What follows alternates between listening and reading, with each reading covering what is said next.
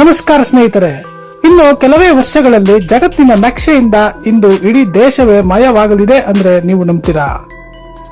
ವಿಜ್ಞಾನಿಗಳು ಈಗ ಒಂದು ಶಾಕಿಂಗ್ ಎಚ್ಚರಿಕೆ ಕೊಟ್ಟಿದ್ದಾರೆ. ನಾವು ಮಂಜುಗಡ್ಡೆ ಅಂತ ಅಂದುಕೊಂಡಿರೋ ಜಾಗದ ಅಡಿಯಲ್ಲಿ ಜಗತ್ತನ್ನೇ ಬದಲಿಸಬಲ್ಲ ಕೋಟ್ಯಾಂತರ ರೂಪಾಯಿ ರಹಸ್ಯ ನಿಧಿ ಅಡಗಿದೆ. ಒಂದು ವೇಳೆ ಈ ಜಾಗ ಸಂಪೂರ್ಣ ಕರಗಿ ಹೋದ್ರೆ ಮುಂಬೈ ಮತ್ತು ನ್ಯೂಯಾರ್ಕ್ ನಂತಹ ಮೆಗಾ ಸಿಟಿಗಳು ನೀರಿನಲ್ಲಿ ಮುಳುಗೋದು ಗ್ಯಾರಂಟಿ. ಏನಿದು ಗ್ರೀನ್ಲ್ಯಾಂಡ್ ನ ಮಂಜಿನ ರಹಸ್ಯ? ಈ ಮಾಹಿತಿ ತಿಳಿಯುವ ಮೊದಲು ನಮ್ಮ ಚಾನೆಲ್ಗೆ ಸಬ್ಸ್ಕ್ರೈಬ್ ಮಾಡಿಲ್ಲ ಅಂದ್ರೆ ದಯವಿಟ್ಟು ಸಬ್ಸ್ಕ್ರೈಬ್ ಮಾಡ್ಕೊಳ್ಳಿ.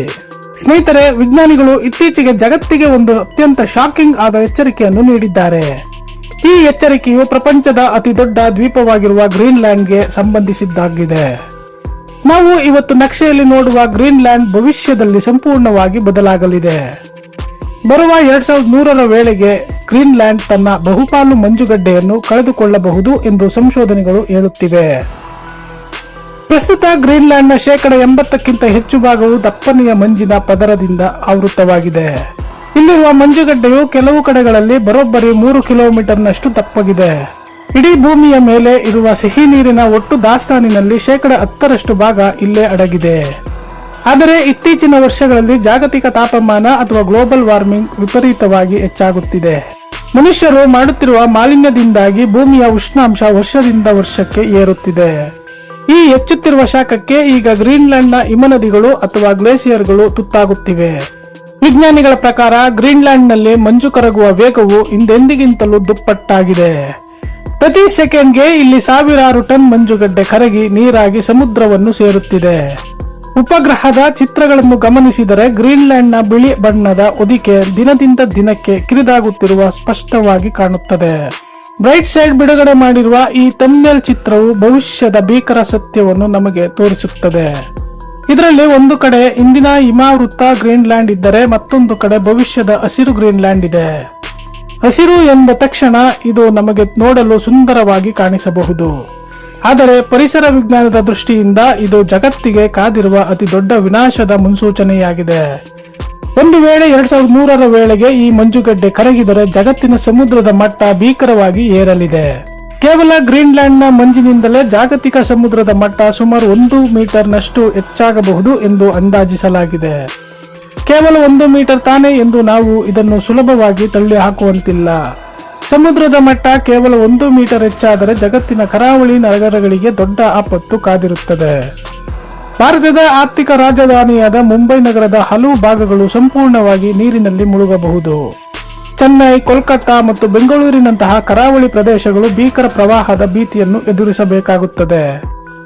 ಅಮೆರಿಕದ ನ್ಯೂಯಾರ್ಕ್, ಮಿಯಾಮಿ ಮತ್ತು ಬಾಂಗ್ಲಾದೇಶದ ಬಹುಪಾಲು ಪ್ರದೇಶಗಳು ಸಮುದ್ರದ ಪಾಲಾಗುವ ಅಪಾಯದಲ್ಲಿದೆ.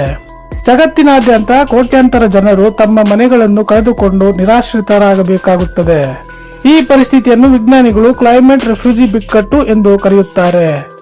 ಸಮುದ್ರದ ನೀರು ಭೂಮಿಯ ಒಳಗೆ ನುಗ್ಗುವುದರಿಂದ ಕುಡಿಯುವ ನೀರಿನ ಮೂಲಗಳು ಉಪ್ಪು ನೀರಾಗಿ ಬದಲಾಗುತ್ತವೆ. ಇದು ಜಗತ್ತಿನಾದ್ಯಂತ ತೀವ್ರವಾದ ಆಹಾರ ಮತ್ತು ನೀರಿನ ಅಭಾವವನ್ನು ಸೃಷ್ಟಿ ಮಾಡುತ್ತದೆ. ಗ್ರೀನ್ಲ್ಯಾಂಡ್ ಮಂಜು ಕರಗಲು ಕೇವಲ ವಾತಾವರಣದ ಉಷ್ಣಾಂಶ ಮಾತ್ರ ಕಾರಣವಲ್ಲ. ಸಮುದ್ರದ ಆಳದಲ್ಲಿ ಹರಿಯುವ ಬಿಸಿ ನೀರಿನ ಪ್ರವಾಹಗಳು ಕೂಡ ಮಂಜುಗಡ್ಡೆಯನ್ನು ಕೆಳಗಿನಿಂದ ಕರಗಿಸುತ್ತಿವೆ. ಮಂಜುಗಡ್ಡೆ ಕರಗುತ್ತಿದ್ದಂತೆ ಗ್ರೀನ್ಲ್ಯಾಂಡ್ನ ಆಲ್ಬೆಡೋ ಎಫೆಕ್ಟ್ ಕಡಿಮೆಯಾಗುತ್ತಾ ಹೋಗುತ್ತದೆ.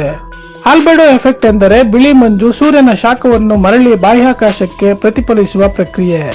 ಮಂಜು ಕರಗಿ ಅಲ್ಲಿ ಕಡು ಬಣ್ಣದ ಭೂಮಿ ಅಥವಾ ನೀರು ಕಾಣಿಸಿಕೊಂಡಾಗ ಅದು ಸೂರ್ಯನ ಶಾಖವನ್ನು ಹೆಚ್ಚು ಹೀರಿಕೊಳ್ಳುತ್ತದೆ. ಇದರಿಂದಾಗಿ ಆ ಪ್ರದೇಶವು ಇನ್ನೂ ವೇಗವಾಗಿ ಬಿಸಿಯಾಗಲು ಪ್ರಾರಂಭಿಸುತ್ತದೆ. ಇದು ಒಂದು ಕೊನೆಯಿಲ್ಲದ ದುಷ್ಟಚಕ್ರದಂತೆ ಕೆಲಸ ಮಾಡುತ್ತದೆ. ಅಂದರೆ ಶಾಖ ಹೆಚ್ಚಾದಂತೆ ಮಂಜು ಕರಗುತ್ತದೆ ಮತ್ತು ಮಂಜು ಕರಗಿದಂತೆ ಶಾಖ ಇನ್ನೂ ಹೆಚ್ಚಾಗುತ್ತದೆ. ಆದರೆ ಈ ಕರಗುವಿಕೆಯ ನಡುವೆ ವಿಜ್ಞಾನಿಗಳಿಗೆ ಮತ್ತು ಉದ್ಯಮಿಗಳಿಗೆ ಒಂದು ಆಶ್ಚರ್ಯಕರ ವಿಷಯ ಕಂಡುಬಂದಿದೆ. ಗ್ರೀನ್ಲ್ಯಾಂಡ್ನ ಮಂಜು ಕರಗುತ್ತಿದ್ದಂತೆ ಅದರ ಅಡಿಯಲ್ಲಿ ಅಡಗಿರುವ ರಹಸ್ಯಗಳು ಹೊರಬರುತ್ತಿವೆ. ಈ ದ್ವೀಪದ ಭೂಮಿಯ ಆಳದಲ್ಲಿ ಕೋಟ್ಯಾಂತರ ರೂಪಾಯಿ ಮೌಲ್ಯದ ಅಪರೂಪದ ಖನಿಜ ನಿಕ್ಷೇಪಗಳಿವೆ. ಇವುಗಳನ್ನು ನಾವು ರೇರ್ ಅರ್ತ್ ಮಿನರಲ್ಸ್ ಎಂದು ಕರೆಯುತ್ತೇವೆ. ಇಂದಿನ ಆಧುನಿಕ ತಂತ್ರಜ್ಞಾನಕ್ಕೆ ಈ ಖನಿಜಗಳು ಅತ್ಯಂತ ಅತ್ಯಗತ್ಯವಾಗಿವೆ. ವಿಶೇಷವಾಗಿ ಎಲೆಕ್ಟ್ರಿಕ್ ವಾಹನಗಳ ಬ್ಯಾಟರಿಗಳನ್ನು ತಯಾರಿಸಲು ಇವುಗಳನ್ನು ಬಳಸಲಾಗುತ್ತದೆ. ಅಷ್ಟೇ ಅಲ್ಲದೆ ಸ್ಮಾರ್ಟ್ಫೋನ್ಗಳು, ವಿಂಡ್ ಟರ್ಬೈನ್ಗಳು ಮತ್ತು ಯುದ್ಧೋಪಕರಣಗಳಿಗೂ ಇವು ಬೇಕೇ ಬೇಕು.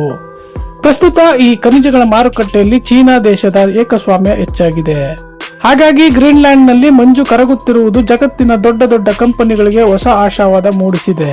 ಮಂಜು ಮುಚ್ಚಿದ ಜಾಗದಲ್ಲಿ ಈಗ ಕೈಗಾರಿಕೆ ಮಾಡಲು ಜಗತ್ತಿನ ದೊಡ್ಡ ದೇಶಗಳು ಪೈಪೋಟಿ ನಡೆಸುತ್ತಿವೆ. ಅಮೆರಿಕ, ಯುರೋಪ್ ದೇಶಗಳು ಗ್ರೀನ್ಲ್ಯಾಂಡ್ನಲ್ಲಿ ಹೂಡಿಕೆ ಮಾಡಲು ಮುಂದೆ ಬರುತ್ತಿವೆ. ಆದರೆ ಈ ಆರ್ಥಿಕ ಲಾಭದ ಹಿಂದೆ ಒಂದು ದೊಡ್ಡ ವಿನಾಶ ಅಡಗಿದೆ ಎಂಬುದು ಯಾರು ಮರೆಯಬಾರದು. ಪ್ರಕೃತಿಯನ್ನು ನಾಶಪಡಿಸಿ ಪಡೆಯುವ ಸಂಪತ್ತು ಮಾನವ ಕುಲಕ್ಕೆ ಎಂದಿಗೂ ಶಾಶ್ವತ ನೆಮ್ಮದಿ ನೀಡಲಾರದು. ಗ್ರೀನ್ಲ್ಯಾಂಡ್ನ ಮಂಜುಗಡ್ಡೆಯ ಅಡಿಯಲ್ಲಿ ಕೇವಲ ಖನಿಜಗಳು ಮಾತ್ರವಲ್ಲದೆ ಅಪಾಯಕಾರಿ ರಹಸ್ಯಗಳು ಇವೆ. ಈ ಮಂಜಿನ ಪದರಗಳ ಒಳಗೆ ಲಕ್ಷಾಂತರ ವರ್ಷಗಳಷ್ಟು ಹಳೆಯದಾದ ಬ್ಯಾಕ್ಟೀರಿಯಾ ಮತ್ತು ವೈರಸ್ಗಳು ಸುಸ್ಥಾವಸ್ಥೆಯಲ್ಲಿವೆ. ಮಂಜು ಸಂಪೂರ್ಣವಾಗಿ ಕರಗಿದಾಗ ಈ ಜೀವಿಗಳು ವಾತಾವರಣಕ್ಕೆ ಮರಳಿ ಬಿಡುಗಡೆಯಾಗುವ ಸಾಧ್ಯತೆ ಇದೆ. ಇವುಗಳಿಗೆ ಮನುಷ್ಯನ ದೇಹದ ರೋಗ ನಿರೋಧಕ ಶಕ್ತಿ ಹೇಗೆ ಪ್ರಕ್ರಿಯಿಸುತ್ತದೆ ಎಂಬುದು ಯಾರಿಗೂ ಗೊತ್ತಿಲ್ಲ. ಇದು ಭವಿಷ್ಯದಲ್ಲಿ ಹೊಸ ರೀತಿಯ ಸಾಂಕ್ರಾಮಿಕ ರೋಗಗಳಿಗೆ ಕಾರಣವಾಗಬಹುದು ಎಂದು ವಿಜ್ಞಾನಿಗಳು ಹೆದರುತ್ತಿದ್ದಾರೆ. ಗ್ರೀನ್ಲ್ಯಾಂಡ್ನ ಮಂಜು ಕರಗುವುದರಿಂದ ಜಾಗತಿಕ ಹವಾಮಾನ ಚಕ್ರ ಸಂಪೂರ್ಣವಾಗಿ ಏರುಪೇರಾಗುತ್ತದೆ. ಸಮುದ್ರದ ಪ್ರವಾಹಗಳು ಜಗತ್ತಿನ ಉಷ್ಣಾಂಶವನ್ನು ಸಮತೋಲನದಲ್ಲಿ ಇಡಲು ಸಹಾಯ ಮಾಡುತ್ತವೆ. ಗ್ರೀನ್ಲ್ಯಾಂಡ್ನ ಸಿಹಿ ನೀರು ಭಾರಿ ಪ್ರಮಾಣದಲ್ಲಿ ಸಮುದ್ರ ಸೇರಿದಾಗ ಈ ಪ್ರವಾಹಗಳ ವೇಗ ಕಡಿಮೆಯಾಗುತ್ತದೆ. ಇದರ ನೇರ ಪರಿಣಾಮವಾಗಿ ಯುರೋಪ್ ದೇಶಗಳಲ್ಲಿ ವಿಪರೀತ ಚಳಿ ಅಥವಾ -ಡಿಗ್ರಿ ತಾಪಮಾನ ಉಂಟಾಗಬಹುದು. ಏಷ್ಯಾ ಖಂಡದ ದೇಶಗಳಲ್ಲಿ ಮಳೆ ಬರುವ ಪ್ಯಾಟರ್ನ್ ಸಂಪೂರ್ಣವಾಗಿ ಬದಲಾಗಬಹುದು. ಭಾರತದ ಕೃಷಿ ವಲಯದ ಬೆನ್ನೆಲುಬಾಗಿರುವ ಮಾನ್ಸೂನ್ ಮಳೆ ಅಸ್ತವ್ಯಸ್ತಗೊಳ್ಳುವ ಸಾಧ್ಯತೆ ಇದೆ. ಇದು ಕೇವಲ ಕಲ್ಪನೆಯಲ್ಲ, ವಿಜ್ಞಾನಿಗಳು ಸೂಪರ್ ಕಂಪ್ಯೂಟರ್ ಮಾಡೆಲ್ಗಳ ಮೂಲಕ ನೀಡಿರುವ ಕರಾರುವ ಎಚ್ಚರಿಕೆ. ಹಾಗಾದರೆ 2003ರ ವೇಳೆಗೆ ಗ್ರೀನ್ಲ್ಯಾಂಡ್ ಸಂಪೂರ್ಣವಾಗಿ ಕರಗಿ ಹೋಗುವುದನ್ನು ತಡೆಯಲು ಸಾಧ್ಯವಿಲ್ಲವೇ? ಖಂಡಿತವಾಗಿಯೂ ಸಾಧ್ಯವಿದೆ, ಆದರೆ ಅದಕ್ಕೆ ಇಡೀ ಜಗತ್ತು ಒಟ್ಟಾಗಿ ಶ್ರಮಿಸಬೇಕಾಗಿದೆ. ನಾವು ಕಾರ್ಬನ್ ಹೊರಸೂಸುವಿಕೆಯನ್ನು ತಕ್ಷಣವೇ ಗಣನೀಯವಾಗಿ ಕಡಿಮೆ ಮಾಡಬೇಕು. ಕಲ್ಲಿದ್ದಲು ಮತ್ತು ಪೆಟ್ರೋಲಿಯಂನಂತಹ ಪಳೆಯುಳಿಕೆ ಇಂಧನಗಳ ಬಳಕೆಯನ್ನು ನಿಲ್ಲಿಸಬೇಕಾಗಿದೆ. ಸೌರಶಕ್ತಿ ಮತ್ತು ಪವನಶಕ್ತಿಯಂತಹ ನವೀಕರಿಸಬಹುದಾದ ಇಂಧನಗಳ ಕಡೆಗೆ ಜಗತ್ತು ವೇಗವಾಗಿ ಮುನ್ನಡೆಯಬೇಕು.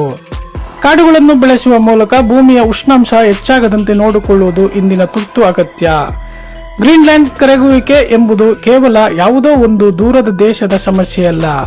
ಇದು ಭೂಮಿಯ ಮೇಲಿರುವ ಪ್ರತಿಯೊಬ್ಬ ಮನುಷ್ಯನ ಮತ್ತು ಜೀವಿಯ ಅಸ್ತಿತ್ವದ ಪ್ರಶ್ನೆಯಾಗಿದೆ. ಇಂದು ನಾವು ತೆಗೆದುಕೊಳ್ಳುವ ನಿರ್ಧಾರಗಳು ನಮ್ಮ ಮುಂದಿನ ಪೀಳಿಗೆಯ ಭವಿಷ್ಯವನ್ನು ನಿರ್ಧರಿಸುತ್ತವೆ. ಪ್ರಕೃತಿಯು ನಮಗೆ ಬದುಕಲು ಎಲ್ಲ ಸಂಪನ್ಮೂಲಗಳನ್ನು ನೀಡಿವೆ, ಆದರೆ ನಮ್ಮ ದುರಾಶೆಗಲ್ಲ. ಯೂಟ್ಯೂಬ್ನಲ್ಲಿ ಇಂತಹ ವಿಡಿಯೋಗಳು ಮತ್ತು ಮಾಹಿತಿಗಳು ಕೇವಲ ವೀಕ್ಷಣೆಗಾಗಿ ಮಾತ್ರ ಸೀಮಿತವಾಗಬಾರದು. ಇದು ನಮ್ಮಲ್ಲಿ ಪರಿಸರದ ಬಗ್ಗೆ ಜಾಗೃತಿ ಮತ್ತು ಜವಾಬ್ದಾರಿಯನ್ನು ಮೂಡಿಸಬೇಕು. 2100 ಇನ್ನು ಬಹಳ ದೂರದಲ್ಲಿದೆ ಎಂದು ನಾವು ನಿರ್ಲಕ್ಷ್ಯ ವಹಿಸಿದರೆ ನಮ್ಮ ಮಕ್ಕಳಿಗೆ ನಾವು ದೊಡ್ಡ ದ್ರೋಹ ಮಾಡಿದಂತೆ. ಈ ವಿಡಿಯೋದಲ್ಲಿ ನಾವು ತಿಳಿಸಿದ ಪ್ರತಿಯೊಂದು ಮಾಹಿತಿ ಜಾಗತಿಕ ಹವಾಮಾನ ವರದಿಗಳನ್ನು ಆಧರಿಸಿದ್ದಾಗಿದೆ. ಗ್ರೀನ್ಲ್ಯಾಂಡ್ನ ಈ ರೋಮಾಂಚಕ ಮತ್ತು ಆತಂಕಕಾರಿ ಸತ್ಯದ ಬಗ್ಗೆ ನಿಮಗೇನು ಅನಿಸುತ್ತದೆ? ನಿಮ್ಮ ಅನಿಸಿಕೆಗಳನ್ನು ಮತ್ತು ಪರಿಸರವನ್ನು ಉಳಿಸುವ ನಿಮ್ಮ ಐಡಿಯಾಗಳನ್ನು ಕೆಳಗೆ ಕಮೆಂಟ್ ಮಾಡಿ ತಿಳಿಸಿ. ಈ ಮಾಹಿತಿಪೂರ್ಣ ವಿಡಿಯೋವನ್ನು ನಿಮ್ಮ ಸ್ನೇಹಿತರೊಂದಿಗೆ ಶೇರ್ ಮಾಡಲು ಮರೆಯಬೇಡಿ. ಇಂತಹ ಮತ್ತಷ್ಟು ಇಂಟರೆಸ್ಟಿಂಗ್ ವಿಡಿಯೋಗಳನ್ನು ನೋಡಲು ನಮ್ಮ ಚಾನೆಲ್ಗೆ ಸಬ್ಸ್ಕ್ರೈಬ್ ಮಾಡುವುದನ್ನು ಮರೆಯಬೇಡಿ. ಧನ್ಯವಾದಗಳು.